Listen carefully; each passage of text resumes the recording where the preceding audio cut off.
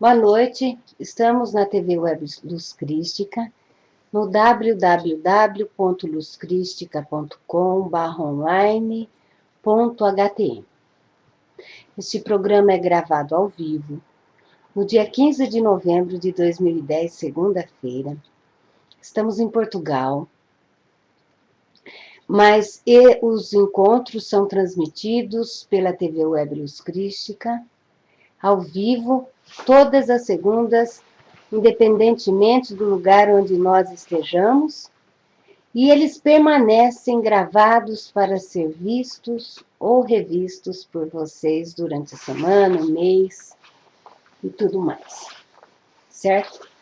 Nós estamos estudando atualmente este livro, O Despertar de uma Nova Consciência, do Eckhart Tolle, que é publicado no Brasil pela editora Sextante e em Portugal pela editora Pergaminho. Já faz algum tempo nós estamos estudando o ego, mas antes disso, hoje eu recebi no blog Luz Crística, Luz Crística tem um blog, onde nós colocamos textos de luz de vários canalizadores, vídeos sobre espiritualidade, fotos que nós tiramos, especialmente agora, recentemente aqui em Portugal, estão todas disponíveis para que vocês possam conhecer um pouco do país, ou se já o conhece, para você rever, não é? Porque tudo muda.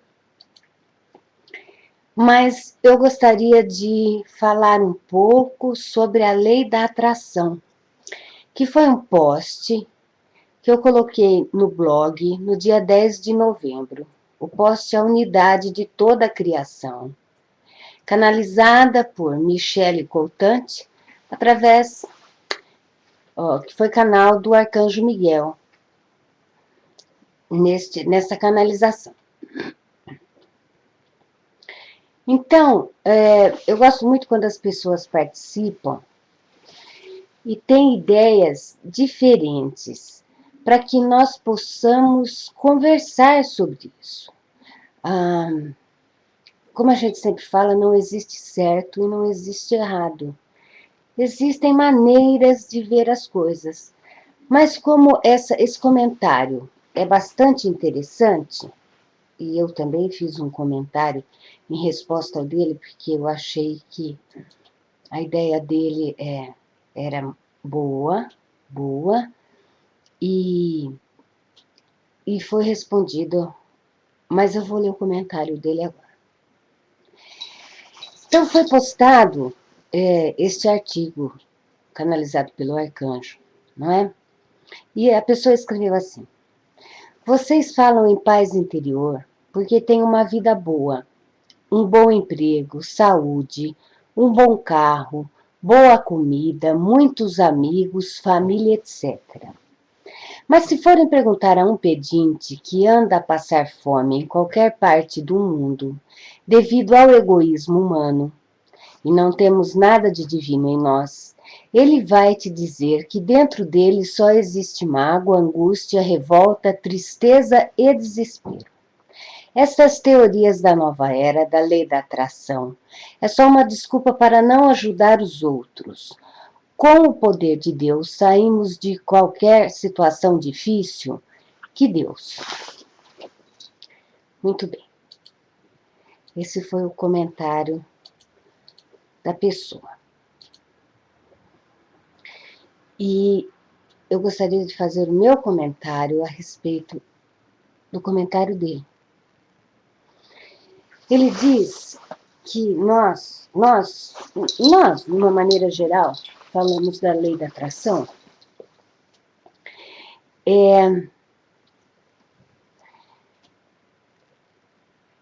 acreditamos só nas coisas boas e que, como nós não temos problemas, nós não temos do que reclamar,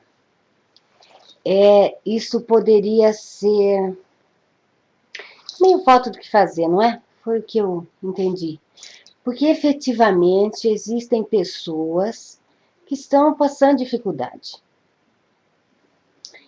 e que não tem tempo para isso, né? Não estão preocupadas com isso. Eu entendo completamente o ponto de vista, porque eu também já tive esse ponto de vista. Eu acho que muitas pessoas têm.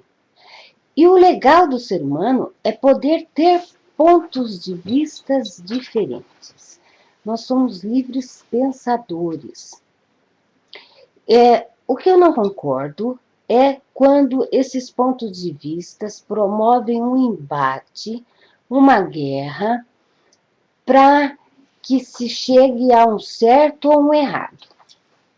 Porque isso sim é que eu acho que não existe. Como nós somos livres pensadores, nós temos total liberdade de termos pontos de vistas diferentes. E se tivermos oportunidades e tivermos a vontade, nós podemos colocar o nosso ponto de vista, sem querer que o outro aceite o que nós achamos como se fosse a verdade. Eu só vou colocar um outro ponto de vista sobre a mesma questão. Não estou dizendo que está certo, não estou dizendo que está errado. Estou dizendo que é um outro ponto de vista. Ele fala que o pedinte tem angústia, tem mágoa, tem medo, tem tristeza. Não acho que são sentimentos exclusivos de pessoas que estão passando dificuldade. Todos nós temos isso em latência. E temos muitas oportunidades na vida de que isso apareça. E quando dói, dói igual para todo mundo. Não dá para se acreditar que por a pessoa ter mais ou menos bens materiais, estudos, etc., etc., ela tenha também uma tranquilidade interior. Não está vinculado uma harmonia emocional, psicológica e etc., ao fato de ter ou não ter um bem material. E sim, a dor é igual para todo mundo. Eu sei que a pessoa que está passando uma dificuldade de pedinte tem uma vida não tão fácil. E também sei que existem vários motivos que levam a pessoa a viver nessas condições. Muitos que estão nessas condições não estão tão somente por não ter condições financeiras, e sim porque pode ter ocorrido um desarranjo interior tão grande que a levou a preferir entregar os pontos e permanecer, mesmo que por um período, neste estado e ser um morador de rua. Eu acho que a sanidade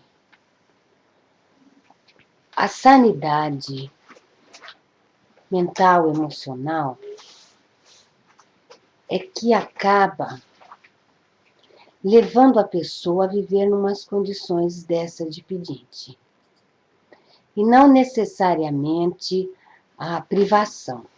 Porque muitas pessoas podem passar privação durante a vida e não necessariamente chegar a um ponto de ir para a rua. É um desgosto profundo interno. E muitos de nós já tivemos desgostos profundos internos, que nos levou a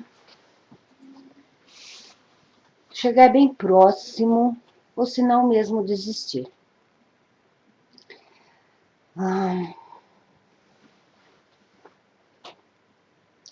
todo ser humano procura realmente essa felicidade, independentemente da sua situação financeira.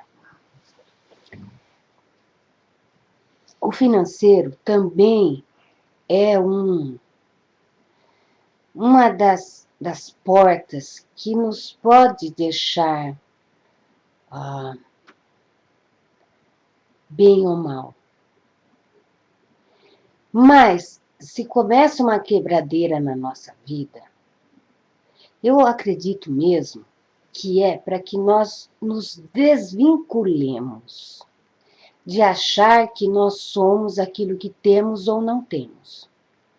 Porque quando nós temos a oportunidade de passar por uma prova, de perder as coisas e perder tudo, eu já perdi, o Alexandre já perdeu, e vários outros amigos já perderam. E isso, aproveitando o tema que nós estamos estudando, se você se confunde com as coisas que você tem ou não tem, isso pode trazer não só a uma desilusão profunda, como um próprio encerramento da sua vida. Então, há várias lições que você pode aprender quando você é privado de algumas coisas. Uma delas é você achar que a sua vida acabou. A outra é você ver que você existe além de tudo isso. O porquê que nós passamos eu não sei. Eu não sei. Mas não é uma coisa incomum. Muitas pessoas passam. E muitas pessoas aprendem a viver independentemente de poder comprar um sapato ou não. É muito bom quando eu posso. Mas eu estar com os meus filhos, independentemente de eu poder ou não comprar um sapato, é o sentido da minha vida.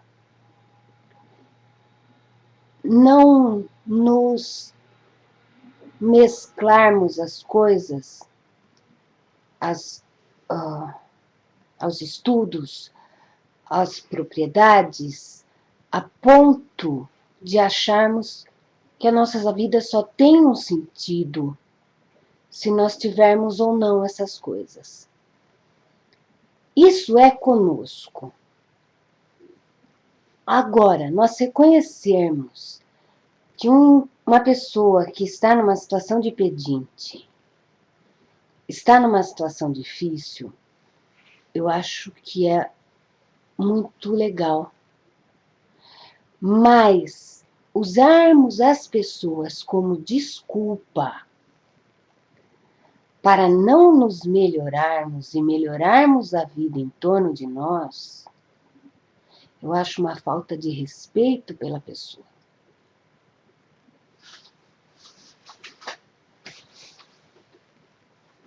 Nós podemos melhorar-nos interiormente para não engrossar o caldo de pessoas desiludidas emocionalmente e podemos ser pessoas mais sãs, mais harmônicas, para que assim a gente possa efetivamente participar de alguma coisa com o coração aberto e com uma verdade dentro de nós. Porque há dois tipos de sentimentos que podem nos levar a ajudar os mais necessitados. E só fala-se necessitado de bem material, não fala necessitado de auxílio psicológico, de auxílio emocional, se fala necessitado quem não tem bem material, como se o ser humano fosse só isso. Bom, enfim, digamos que nós vamos ajudá-los numa ONG, em alguma coisa. Nós podemos ir por dó, o que nos coloca numa situação de culpa e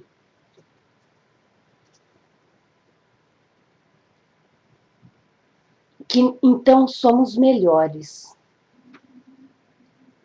E eles são piores. Ou podemos ir por respeito, pela situação difícil que aquele ser humano está passando.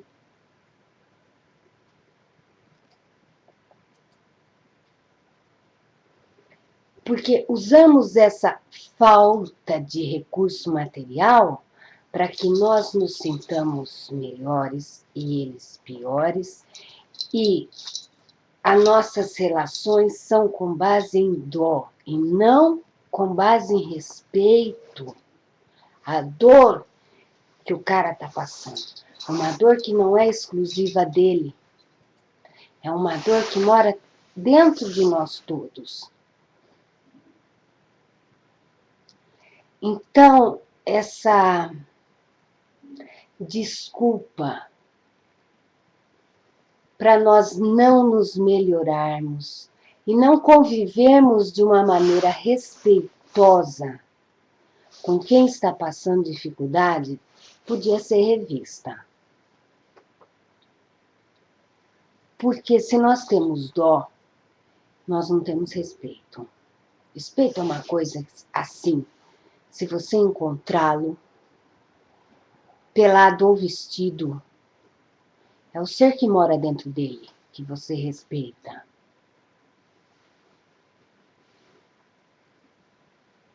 E não o sapato ou a camisa. Porque senão, nós também nos colocamos numa situação de não poder andar de chinelo por aí, que os outros vão achar que ai, que não sei o que não sei o que lá. Vivemos nesse mais e menos. E a paz não é exclusiva de quem tem bens ou não tem bens. Não é porque a pessoa não tem dinheiro que ela só vai atrair coisa ruim. E não é porque a pessoa tem dinheiro que ela vai atrair só coisa boa. Cada caso é um caso. Mas eu acho que o respeito ao ser humano, independentemente da posição social e econômica que ele esteja passando, ou que nós estejamos passando, porque a vida é impermanente. Nós experimentamos muitas coisas. A gente precisa rever a nossa medição do respeito conosco e o respeito com o outro.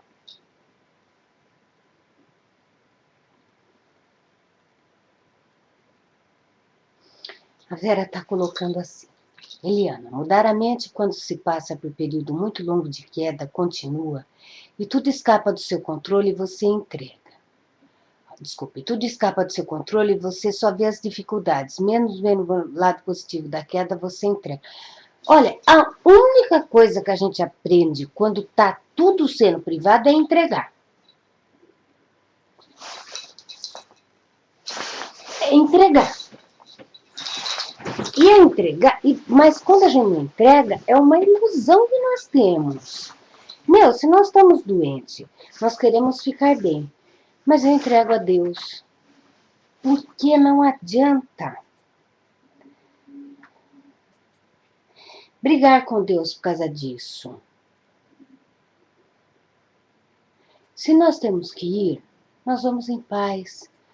Mas eu quero me curar, eu quero ficar bem. Eu quero ficar bem. Uma coisa não anula a outra. Mas a vida é uma entrega, porque vai acontecer aquilo mesmo que Deus quer. Não tem jeito. O que a gente pode é viver as experiências de hora ter, hora não ter. E ver que nós vivemos tendo ou não tendo. Sou eu. Se eu não posso, eu não tenho grana para ir tomar um café, a minha vida não dá para ser pior ou melhor por causa disso.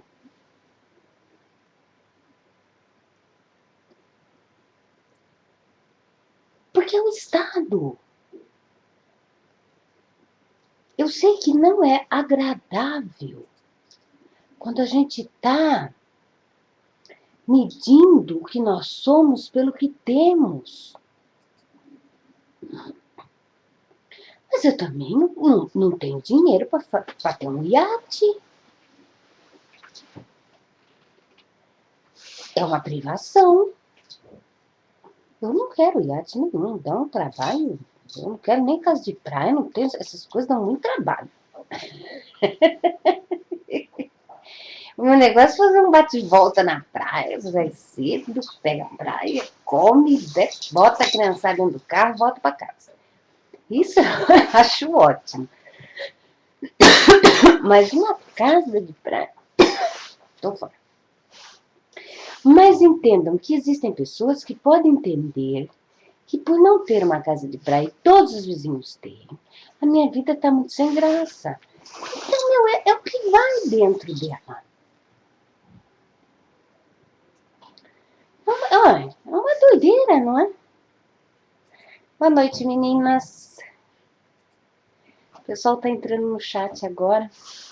Então, vamos agora aos estudos. É que eu não podia deixar de colocar, uma vez que dava para trazer para o tema do nosso estudo, essa observação, que é uma outra maneira de ver a mesma coisa, tá? Não tô. Olha, eu tô assim desde o avião, eu tô entupida desde o avião. Desde que eu cheguei aqui, por causa do ar-condicionado. Agora eu já não sei mais o que é, mas eu ainda tô com o nariz meio entupido, sim. Gente, página 106 do Brasil. Formas patológicas do ego. Como vimos, o ego, na sua natureza essencial, é patológico. Se usarmos essa palavra no seu sentido mais amplo para denotar distúrbio e sofrimento. Muitos transtornos mentais são constituídos de traços egóicos idênticos ao que se manifestam numa pessoa normal. É muito tênue essa linha que separa de um estado dito normal de um estado dito perturbado mental. Quando a gente sofre muito, a gente pode vir a atravessar essa linha. Isso não é exclusivo de poucos. Isso está presente dentro de cada um de nós. Quando nós exageramos no nosso sofrimento, acabamos somatizando, ou seja, acabamos trazendo para o físico o que não está legal. Um excesso. Muitas pessoas têm síndrome do pânico e outros estados, e pode ser por um período de longo sofrimento ou por um sofrimento rápido, mas muito perturbador.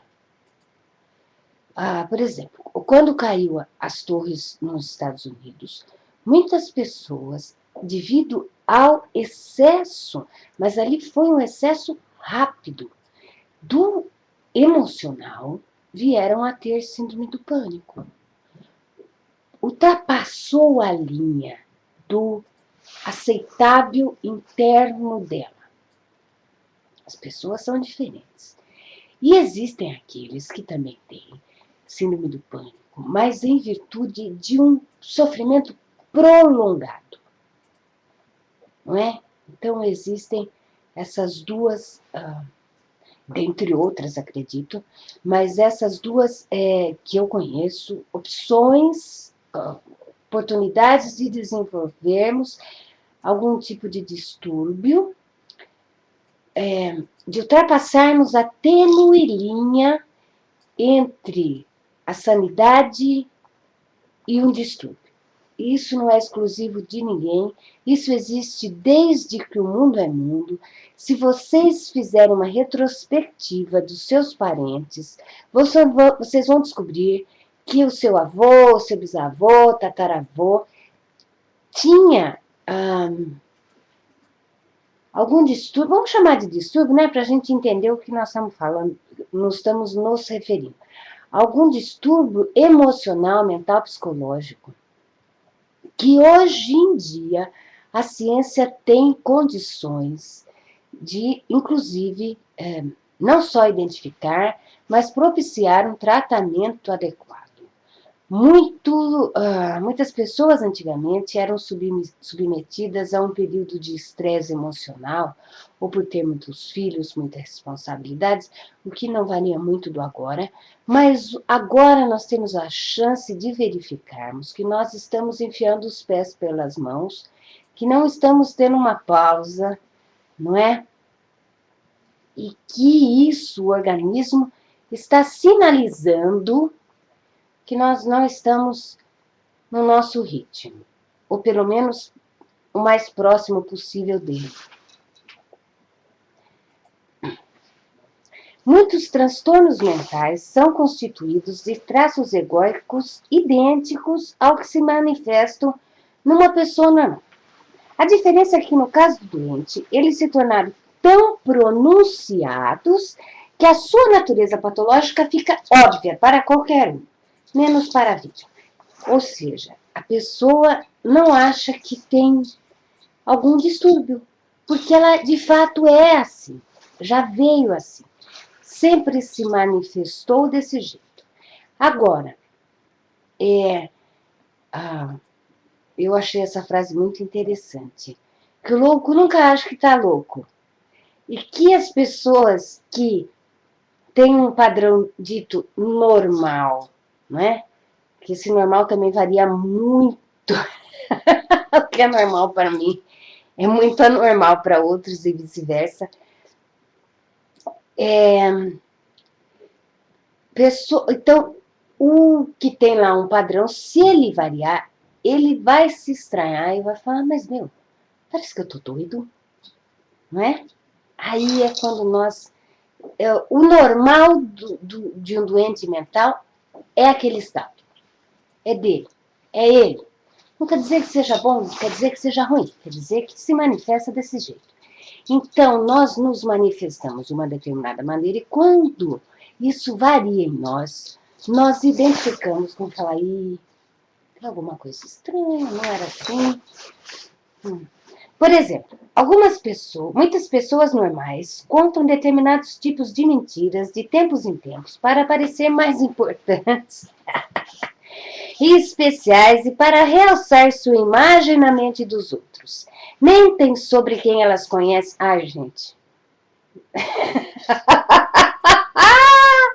Eu conheço 1.200.500 pessoas assim. Mente sobre quem elas conhecem, suas conquistas, e às vezes não é mentira, às vezes é um exagero.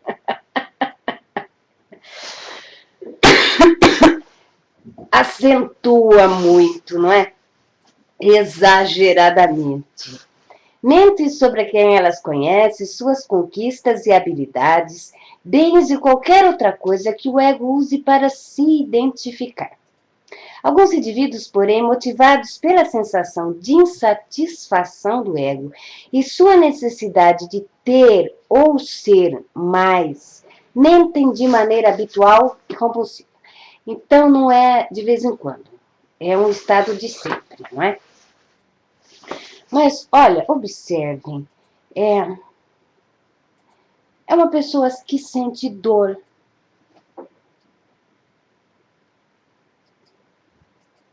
Não que nós temos que necessariamente gostar dela.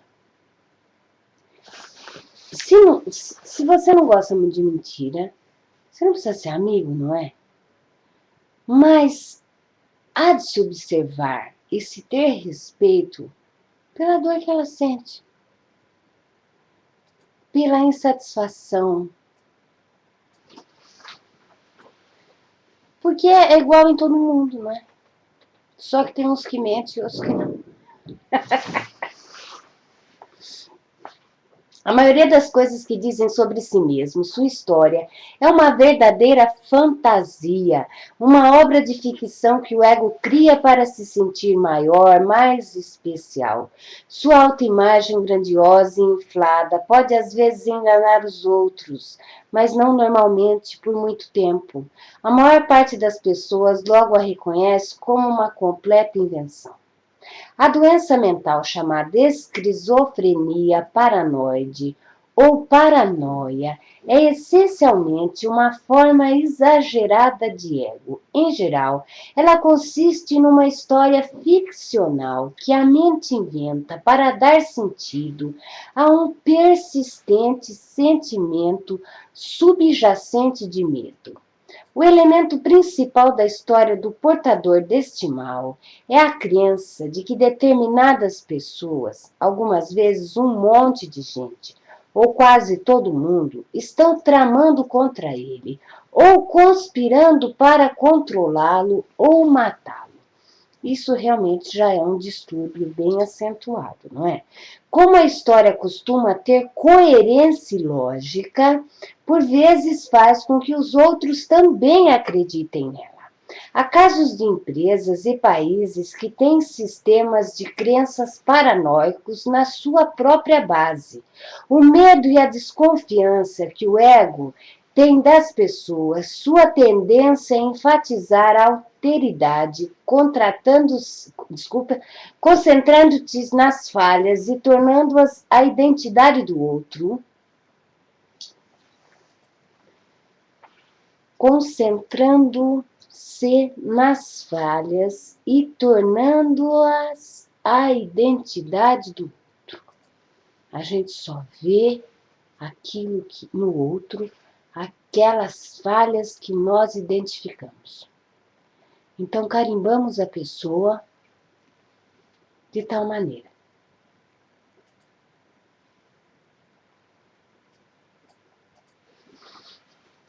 Ganham uma proporção maior e transformam todos em monstros desumanos. O ego precisa das pessoas, porém seu dilema é que, no fundo, ele as odeia e as teme. A afirmação de Jean-Paul Sartre, o inferno são os outros, é a voz do ego. Quem sofre de paranoia sente o inferno de maneira mais aguda. No entanto, todos aqueles que apresentam padrões egóicos ativos sentem-no num degrau qualquer de intensidade. Todos nós. Quanto mais forte o ego, maior a probabilidade de vermos as pessoas como a principal fonte dos nossos problemas. Há também uma grande chance de que tornemos a vida mais difícil para todos.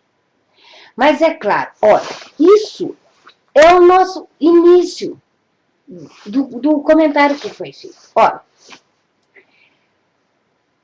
quanto mais forte o ego, maior a probabilidade de vermos as pessoas como a principal fonte dos nossos problemas.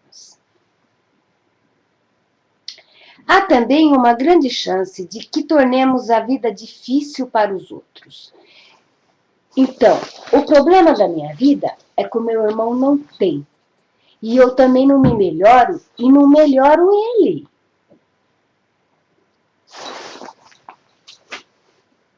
Mas é claro, não somos capazes de perceber isso. Sempre são eles que parecem estar nos fazendo mal. Há outro elemento do ego que se manifesta com um sintoma de doença mental que chamamos paranoia, porém, neste caso, de forma mais extrema. Quanto mais doente se considera quanto mais o doente se considera perseguido, espionado ou ameaçado, mais pronunciada se torna a sensação de que ele tem que ser o centro do universo, a pessoa em torno do qual tudo gira. É uma questão ainda mais importante. Ele se imagina o ponto focal da atenção de um grande número de pessoas. A sensação que ele tem de ser uma vítima, de estar sendo prejudicado por tanta gente, o torna muito especial. Na história que constitui a base do seu sistema ilusório, ele geralmente se vê tanto no papel de vítima quanto no de herói potencial que vai salvar o mundo ou derrotar as forças do mal. Isso está parecendo aqueles filmes de guerra espacial. O ego coletivo de tribos, países e organizações religiosas também costuma apresentar um forte elemento de paranoia. Nós contra os maus. Isto é a causa da maior parte do sofrimento humano, como os mostram os seguintes fatos. A Inquisição. Olha, esse homem é porreta, não é? Inquisição. Vamos queimar. Queima. Saiu.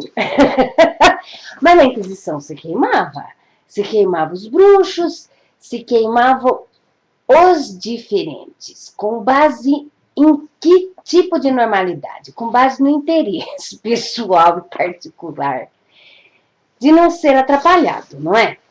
Acaba virando tudo nisso. A perseguição e queima de hereses e bruxas. As relações entre países conduzindo a Primeira e a Segunda Guerras. O comunismo em toda a sua história. A Guerra Fria. O mercantismo nos Estados Unidos da década de 1950, o longo e violento conflito no Oriente Médio e todos os doloridos episódios da história humana dominada pela extrema paranoia coletiva. Ou seja, o mundo contra mim. E eu sendo bom, nem mereço isso. É nesse sentido que ele está dizendo que é uma paranoia. Que nós perdemos a noção de que todos somos seres humanos. E que, por o mundo estar contra mim, eu luto contra ele, contra o diferente. Isso não dá coisa boa nunca. Não há qualquer tipo de respeito do diferente. E sim, vamos exterminar. Quanto mais inconscientes estiverem as pessoas, os grupos e países, maior a probabilidade de que a patologia egóica assuma a forma de violência física. A violência é um recurso primitivo e ainda muito disseminado que o ego usa para tentar se afirmar, para provar a si mesmo que ele está certo e o outro errado. Entre aqueles que apresentam um alto grau de inconsciência, as discussões, por colher de pau, podem causar a violência com a maior facilidade. O que é uma discussão? É a exposição de opiniões diferentes entre duas ou mais pessoas.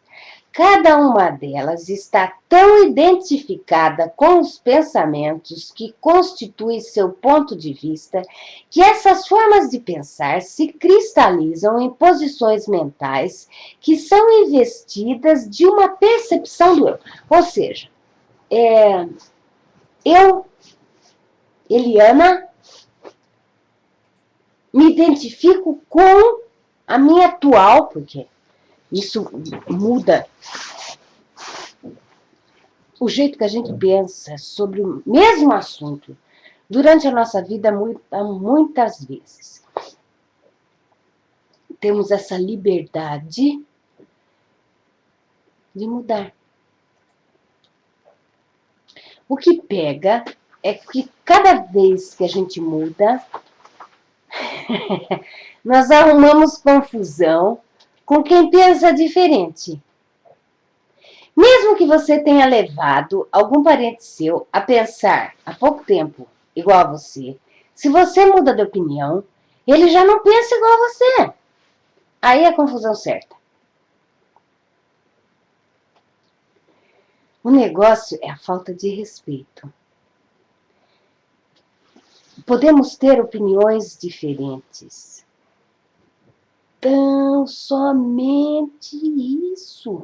A gente não precisa se catar de pau. Não precisa quebrar tudo. Dá para chegar no meio termo. Nem tanto ao mar, nem tanto à terra. Vai, não vamos agradar 100% cada uma das partes. Mas o mais próximo dos 50 que chegar para cada um, estou falando numa situação de relação pessoal, não é? Ó, dá para ser assim? Não estou muito satisfeito, mas tudo bem, vai. Tá. Não dá, é para ser 100%.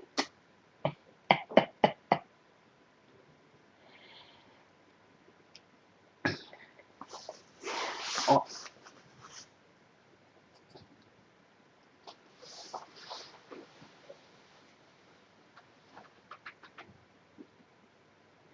Em outras palavras, a identidade e o pensamento. A identidade, o que ela acha que ela é, com a forma que ela pensa. Ela própria acha que é a mesma coisa e não é. O nosso pensamento varia, o nosso emocional varia. Independente disso, o pano de fundo disso tudo é que somos nós.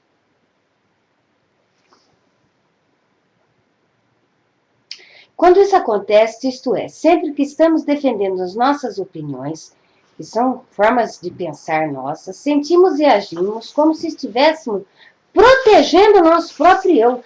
Se você não concorda comigo, você está contra mim. Não tem ditado assim? Se não pensa igual a mim, está contra mim. Não é bem assim. Você só pensa diferente. Não precisa...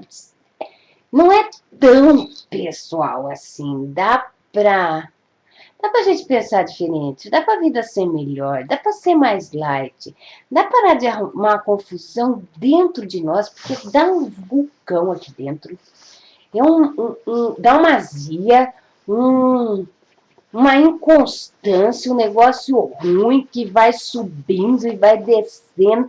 E às vezes você nem tem oportunidade de destilar esse veneno no outro, mas você já foi tão envenenado com você, para se defender. Aí eu pergunto, será que vale a pena? Para nós? Eu acho que não vale. Eu acho que dá para a gente repensar. Dá para parar com muita bobagem. Dá para a vida ser mais light, dá para a gente ser menos paranoico, menos louco, menos briguento, mais harmônico. Porque ainda tem um agravante. Tudo isso que nós aprendemos com os outros. Os outros nos falam, você não pode deixar passar. Você tem que ser assim, assado, cuspido, virado. O outro ainda, nós acreditamos na opinião do outro para que a gente haja ou reaja. Não é nenhuma coisa que nós chegamos a uma conclusão. Nós estamos igual vaca de presépio. Oh, eu vou arrumar confusão porque minha família inteira gosta de rolar na rua. Negócio barraco. Então vamos lá. Ai. Quando isso acontece, isto é, sempre estamos defendendo as nossas opiniões, pensamentos, sentimos e agindo como se estivéssemos protegendo o nosso próprio eu. Inconscientemente, é como se estivéssemos travando uma luta pela sobrevivência, assim nossas emoções refletem essa crença. Elas se tornam turbulentas, ficamos perturbados, irados, na defensiva ou agressivos. Precisamos vencer a qualquer custo ou seremos aniquilados. Isso é a ilusão. Eu quero dizer que eu estou lendo o livro com vocês. Eu nunca li esse livro antes. Eu acho mais graça, sim, a gente ir desvendando junto. Porque se eu ler antes, eu fico matutando o que eu vou falar, não é? Claro, é próprio do ser humano. Que será que eu vou falar? Então, já não leio mesmo. Leio com vocês, que é para ter graça. O ego não sabe que a mente e as posições mentais não têm nada a ver com o que nós somos, porque ele é a própria mente não observada. É o pano de fundo de tudo isso. Somos nós. No Zen costuma-se dizer, não busque a verdade, apenas pare de cultivar opiniões. O que isso significa? Deixe de lado a identificação com a mente. Assim, você é além da mente e emergirá por si mesmo.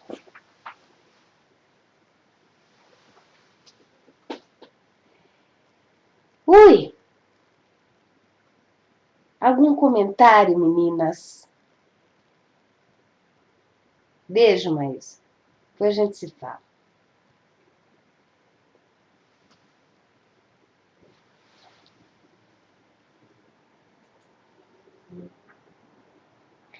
Olha, a vida fica tão mais fácil.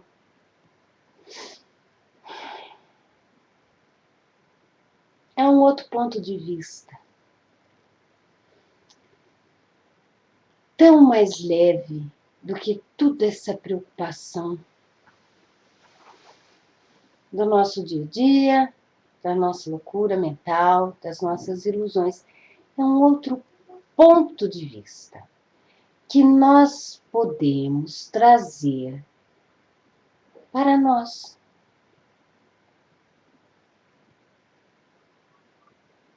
Tentarmos viver com menos intriga, passando menos raiva, sofrendo menos, acreditando que temos que defender um monte de bobagens, que a gente nem sabe se é certo, se é errado, ou se a gente ganhou essa ideia pronta por um motivo que não existe mais.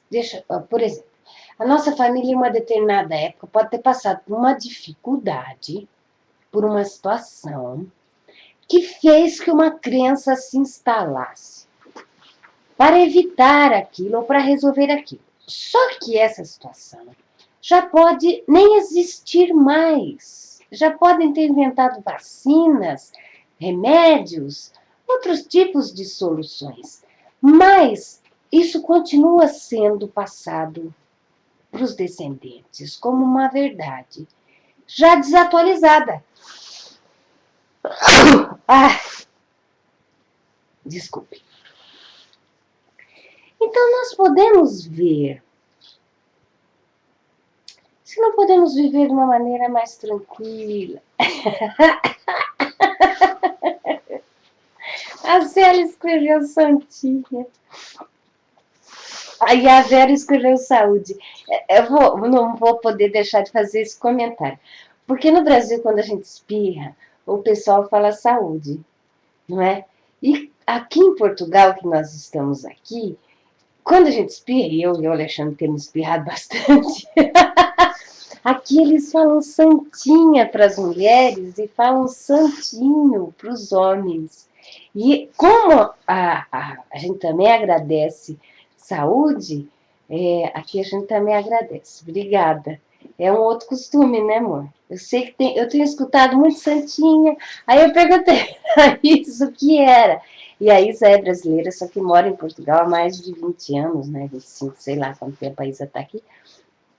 Então ela falou que equivale à nossa saúde.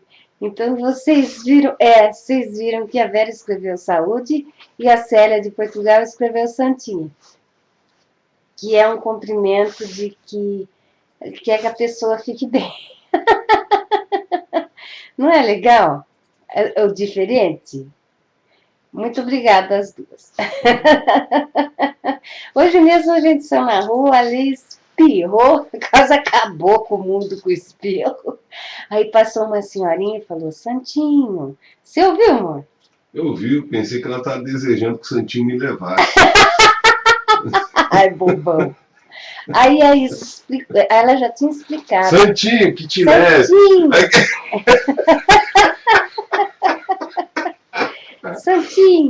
Aí, como a Lê não agradeceu, porque a gente ainda não tinha entendido a história, a Isa agradeceu por ele.